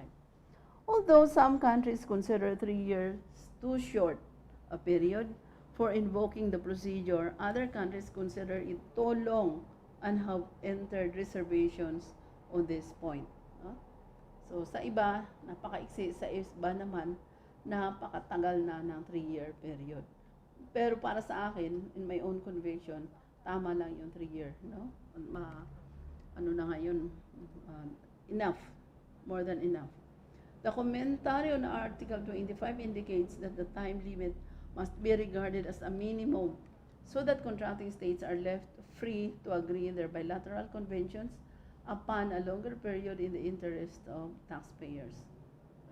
In this regard, it should be noted that element 1.1 of the Action 14 minimum standard includes a recommendation that countries include in their tax treaties paragraphs 1 through 3 of Article 25 as interpreted in the commentary. For me, my reason that 3 years is already too long, Because if you set a limit more than 3 years, then you are also prolonging, making it longer the agony of the taxpayer to be subjected to audit. No? Kaya mas okay na yung 3-year or less. The 3-year time limit raises the issue of determining its starting date, which is addressed at paragraph 21 to 24 of the commentary on Article 25. So in particular, paragraph 21 states that the 3-year time period should be interpreted in the way most favorable to the taxpayer. Paragraph 22 contains guidance on the determination of the date of the act of taxation. Paragraph 23 discusses self-assessment cases. Paragraph 24 clarifies that where it is the combination of decisions or actions taken in both contracting states resulting in taxation not in accordance with the convention, the time limit begins to run only from the first notification of the most recent decision or action. In order to minimize the possibility that time limits may prevent the mutual agreement procedure from effectively ensuring relief from or avoidance of double taxation, taxpayers should be permitted to avail themselves of the procedure at the earliest possible stage, which is as soon as adjustment appears likely. So early competent authority consultation before any irrevocable steps are taken by either tax administration may ensure that there are as few procedural obstacles as possible in the way of achieving a mutually acceptable conclusion to the discussions. Some competent authorities, however, may not like to be involved at such an early stage because a proposed adjustment may not result in final action or may not trigger a claim for a corresponding adjustment. Consequently, too early an invocation of the mutual agreement process may create unnecessary work. No? That's why para sa akin, maganda na yung ginawa ng BAR na during the time of filing of the annual income tax return, naka-attach na yung transfer pricing documentation, no? To lessen the burden of the taxpayer to submit those documents. Duration of mutual agreement proceedings. Once discussion under the mutual agreement procedure have commenced, the proceedings may turn out to be lengthy, no? Usually. The complexity of transfer pricing cases may make it difficult for the competent authorities to reach a swift resolution. Distance may make it difficult for the competent authorities to meet frequently, and correspondence is often an unsatisfactory substitute for face-to-face discussions. Difficulties also arise from differences in language, procedures, and legal and accounting systems, and this may lengthen the duration of the process. The process also may be prolonged if the taxpayer delays providing all of the information the competent authorities require for a full understanding of the transfer pricing issue or issues. Whilst the time taken to resolve a mutual agreement procedure case may vary according to its complexity, most competent authorities endeavor to reach bilateral agreement for the resolution of a mutual agreement procedure case within 24 months. So within 24 months is 2 years, no? So bilateral agreement between two countries. Accordingly, in order to ensure the timely, effective, and efficient resolution of treaty-related disputes, the minimum standard that was adopted in the context of the work on Action 14 of the BEPS Action Plan includes a commitment to seek to resolve mutual agreement procedure cases within an average time frame of 24 months, no? Element 1.3. Countries' progress toward meeting the target will be periodically reviewed on the basis of the agreed reporting framework for mutual agreement procedure statistics that was developed to provide a tangible measure to evaluate the effects of the implementation of the Action 14 minimum standard, see elements 1.5 and 1.6. Moreover, other elements of the Action 14 minimum standard related to the authority of staff in charge of mutual agreement process, or element 2.3, performance indicators for competent authority functions, element 2.4, and adequate competent authority resources, element 2.5, are expected to contribute to the timely resolution of mutual agreement procedure cases. So more fundamentally, the adoption in tax treaties of a mandatory binding arbitration provision similar to paragraph 5 of Article 25 to resolve issues that the competent authorities have been unable to resolve within the 2-year period referred to in that provision should considerably reduce the risk of lengthy mutual agreement procedures. See paragraph 4.177 to 4.179. Okay? May shout out tayo, Hari. Wala pong shoutout ng wala request. So, ilan na yung ating... May viewers po tayo na 12. Okay. So, taxpayers' participation. Paragraphs 1 of Article 25 of the OECD Model Tax Convention gives a taxpayers the right to submit a request, no? To yung participation ng taxpayer to initiate a mutual agreement procedure. If the taxpayer is very uncooperative, no, based on my experience, that's where the tax audit become lengthy, no? Kasi failure to submit required documents on time. So, although the taxpayer has the right to initiate the procedure, the taxpayer has no specific right to participate in the process. It has been argued that the taxpayer also should have a right to take part in the mutual agreement procedure, including the right at least to present its case to both competent authorities and to be informed of the progress of the discussions. So it should be noted that in this respect, that implementation of a mutual agreement in practice is subject to the taxpayer's acceptance. No? Why? Because it is the taxpayer's case which is under voluntary arbitration between two countries or between two tax jurisdictions. Some taxpayer representatives have suggested that the taxpayer also should have a right to be present at face-to-face discussions between the competent authorities. The purpose would be to ensure that there is no misunderstanding by the competent authorities of the facts and arguments that are relevant to the taxpayer's case. The mutual agreement procedures envisaged in Article 25 of the OECD Model Tax Convention and adopted in many bilateral agreements is not a process of litigation. No? So it's not a litigation, it's not a court. While input from the taxpayers in some cases can be helpful to the procedure, it must be recalled that the mutual agreement procedure is a government-to-government process and that any taxpayer participation in that process should be subject to the discretion and mutual agreement of the competent authorities. No? Outside the context of the actual discussions between the competent authorities, it is essential for the taxpayer to give the competent authorities all the information that is relevant to the issue in a timely manner.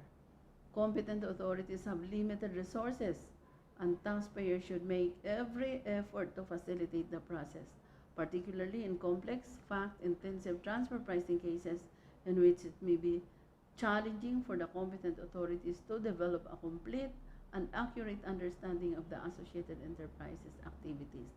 Further, because the mutual agreement procedure is fundamentally designed as a means of providing assistance to a taxpayer, competent authorities should allow taxpayers every reasonable opportunities to present the relevant facts and arguments to them to ensure as far as possible that the matter is not subject to misunderstanding. In practice, the competent authorities of many OECD member countries routinely give taxpayers such opportunities, keep them informed of the progress of the discussions, and often ask them during the course of the discussions whether they can accept the settlements contemplated by the competent authorities. These practices, already standard procedure in most countries, should be adopted as widely as possible. They are reflected in the OECD Manual for Effective Mutual Agreement Procedures. Publication of Mutual Agreement Procedure or Program or Guidance. Taxpayers' contribution to the mutual agreement procedure process are, of course, facilitated where public guidance on applicable procedures is readily accessible. No? So the work on Action 14 of the BEPS Action Plan directly recognized the importance of providing such guidance. Element 2.1 of the Action 14 minimum standard states that countries should develop and publish rules, guidelines, and procedures regarding the mutual agreement procedure and take appropriate measures to make such information available to taxpayers. Such guidance should include information on how taxpayers may make requests for competent authority assistance, should be drafted in clear and plain language, and should be readily available to the public.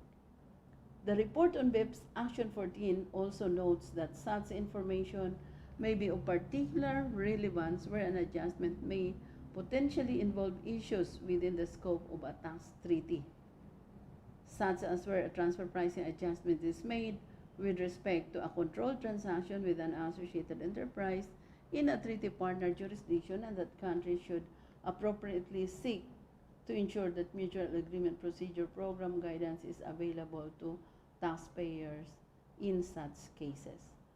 To promote the transparency and dissemination of such public guidance, Element 2.2 of the Action 14 minimum standard includes the publication of country mutual agreement procedure profiles on a shared public platform in order to make broadly available competent authority contact details, links to relevant domestic guidance, and other useful country-specific information. These country profiles prepared by the members of the Inclusive Framework on BEPS. No? Inclusive Framework is a team. Pursuant to an agreed reporting template developed for that purpose, are published on the OECD website. No? So if you want to be updated of the world policies in taxation, then you have to stay tuned to the OECD website. No? See www.oecd.org/tax/BIPS about it.htm number membership. No? So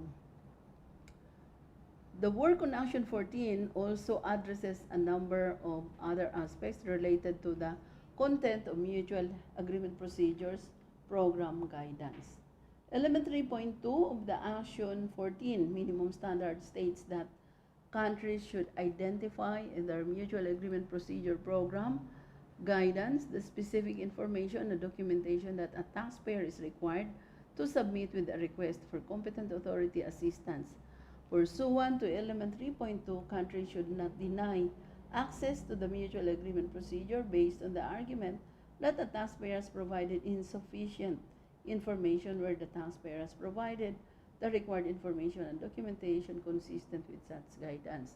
So in the Philippines, no, the taxpayers are already guided based on the RAMO 1-2019 of the documents that it should submit to the examiner during the transfer pricing audit, and also guided on the transfer pricing documentation or related party transactions on the BAR Form 1709. So the taxpayers are already guided for the documentation requirements.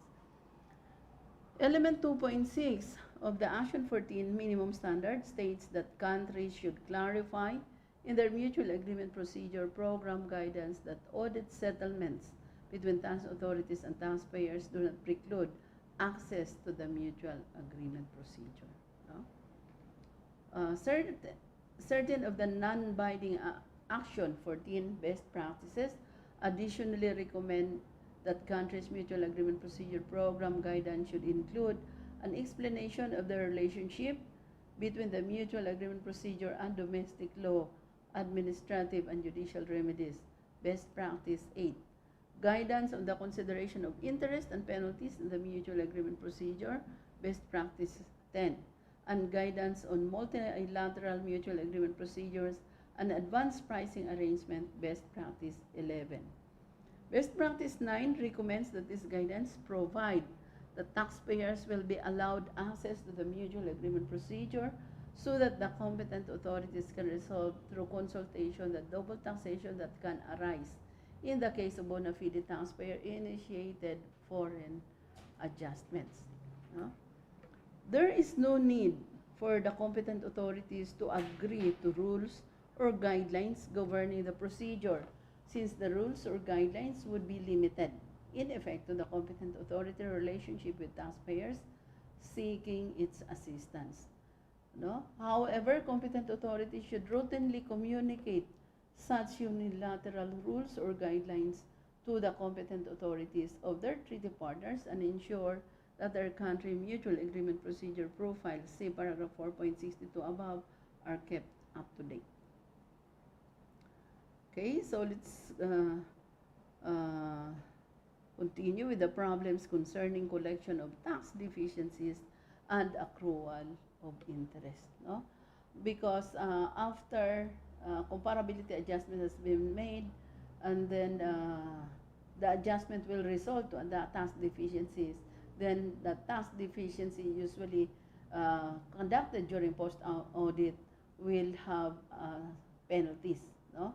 Because it's already late. The process of obtaining relief from double taxation through a corresponding adjustment can be complicated by issues relating to the collection of tax deficiencies and the assessment of interest on those deficiencies or overpayment.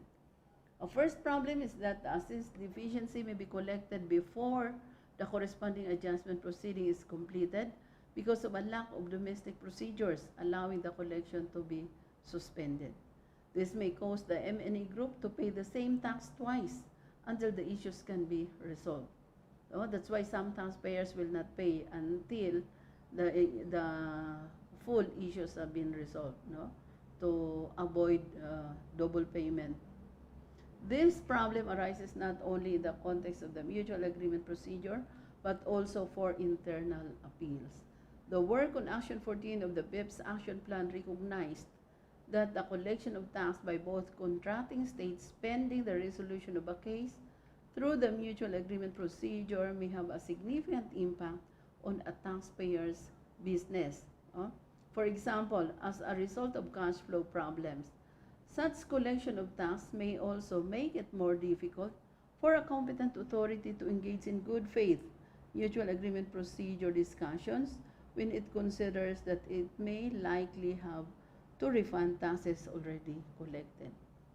The report on BEPS Action 14 accordingly includes the best practice 6, a recommendation that countries should take appropriate measures to provide for a suspension of collection procedures during the period in which a mutual agreement procedure case is pending. Such a suspension of collection should be available at a minimum under the same conditions as apply to a person pursuing a domestic administrative or judicial remedy. No? This is the right of the taxpayer. In this regard, it should be noted that the country mutual agreement procedure profiles prepared pursuant to element 2.2 of the Action 14 minimum standard, see paragraph 4.62, include information on the availability of procedures for the suspension of collections in specific countries. Whether or not collection of the deficiency is suspended or partially suspended, other complications may arise because of the lengthy time period for processing many transfer pricing cases. No? So it takes longer for a transfer pricing case. The interest due on a deficiency, or if a corresponding adjustment is allowed on the overpayment of tax in the other country, can equal or exceed the amount of the tax itself. So countries should take into account in their mutual agreement procedures that inconsistent interest rules across the two jurisdictions may result in additional cost for the M&E group, or in other cases provide a benefit to the M&E group where the interest paid in the country making the corresponding adjustment exceeds the interest imposed in the country making the primary adjustment. That would not have been available if the control transactions had been undertaken on an arm's length basis originally. As noted above, the report on BEPS Action 14 includes as best practice 10 are recommendations that countries publish mutual agreement. Procedure guidance should provide guidance on the consideration of interest in the mutual agreement procedure. In addition, the country mutual agreement procedure profiles prepared pursuant to element 2.2 of the Action 14 minimum standard include information on how interest and penalties are dealt with by specific countries in the context of the mutual agreement procedure. The amount of interest as distinct from the rate at which it is applied may also have more to do with the year to which the jurisdiction making the corresponding adjustment attributes the corresponding adjustment. The jurisdiction making the corresponding adjustment may decide to make the adjustment for the year in which the primary adjustment is determined, in which case relatively little interest is likely to be payable, regardless of the rate of interest. Whereas the jurisdiction making the primary adjustment may seek to impose interest on the understated and uncollected tax liability from the year in which the control transactions took place. So notwithstanding that a relatively low rate of interest may be imposed. The issue of the year to which a corresponding adjustment is attributed is raised in paragraph 4.36. It may be appropriate in certain cases for both competent authorities to agree not to assess or pay interest in connection with the adjustment at issue, but this may not be possible in the absence of a specific provision addressing this issue in the relevant bilateral treaty. This approach would also reduce administrative complexities. However, as the interest on the deficiency and the interest on the overpayment are attributable to different taxpayers in different jurisdictions, there would be no assurance under such an approach that a proper economic result would be achieved. No? So we still have more topics on the administrative approach, and for the next live streaming on Wednesday, we will discuss about the secondary adjustments. No? And this secondary adjustments after making a primary adjustment. No? So after making primary adjustments, the result will require that a secondary adjustment be made. Then the tax authorities will be required to make such secondary adjustment in order to complete the transfer pricing audit. And the secondary adjustment is a findings after making a primary adjustment.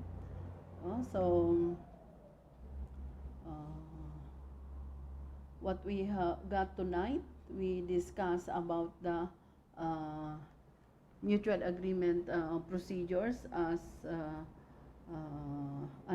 in accordance with this OECD transfer pricing guidelines and on the BEPS Action 14. BEPS is the Base Erosion and Profit Shifting Initiative of the OECD. So for the next topic, we will have, for the next live streaming, we will continue with this discussion on the mutual agreement procedures and so on. The reason why we are imparting to you this OECD transfer pricing guidelines, because these are all the all-inclusive guidelines in transfer pricing that every countries in the world has adopted. No? So side by side with also with the United Nations transfer pricing manual of transfer pricing. No? So it's very important that we know this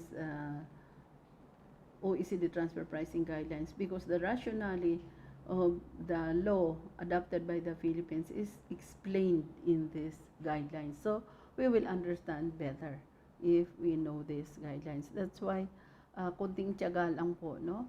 So as suggested na magkaroon tayo ng summary, no? We'll try, but since this is the law, hindi natin siya uh, hayaan na may ma-omit tayo or may makalimutan, no? So, because this is our guide usually during the dispute resolution, during the transfer pricing audit actual, no? So, these are very important. So, tiyaga lang po because sabi na nga natin, hindi natin alam kung kailan yung opportunity darating sa atin na kakailanganin natin yung transfer pricing knowledge, no? Kaya habang available sa atin, continue lang po tayo na mag-aral so that pag may opportunity, then ready tayo, no? And sa mga next siguro na pagkakataon, magkakaroon na po kami ng online transfer pricing consultancy, no? So online through Zoom, no? So anybody who want to clarify or who wanted to avail of our services can do so by informing us through our email or through our website and through Facebook, and we will make available our services online through or via Zoom. We are doing it already with our tax consultancy services, no? May mga clients na tayo na they avail of our services through online, no? So wala nang face to face, pero kasi ang Zoom parang live din eh, no? So nagkikita pa rin kayo and lahat ng mga itatanong niya nasasagot po pagka sa Zoom na via Zoom. A reminder for our transfer pricing updates, no? It is available not only for our graduates, the transfer pricing certificate program, but also to other professionals na willing, no? Wala po tayong ini-impose na requirements. No, kahit estudyante, if you want to know about transfer pricing, then you are welcome. Okay? So walang question, wala. Wala pong question. So ilan pa yung ating 11 pa po Okay, so thank you very much. Thank you for watching and let's call it a night.